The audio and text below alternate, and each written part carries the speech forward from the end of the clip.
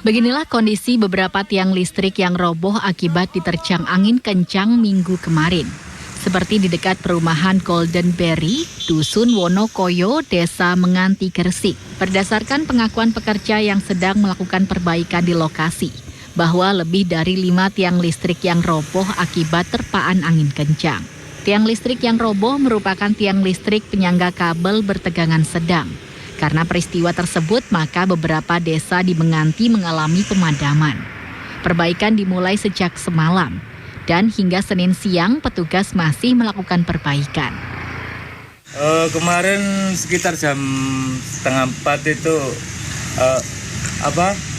anginnya kencang banget, jadi kena angin itu roboh sendiri. Pak, itu tapi enggak ada korban, Pak? Enggak ada ya? Enggak ada korban. Itu hanya listrik aja apa pohon-pohon juga yang di sini? Kalau di sini listrik aja, Pak. Ya, ini untuk perumahan ini padam enggak semalam?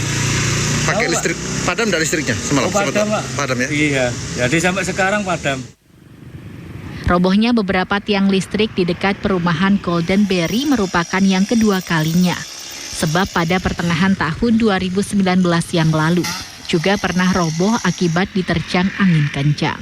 Muhammad Amin, JTV.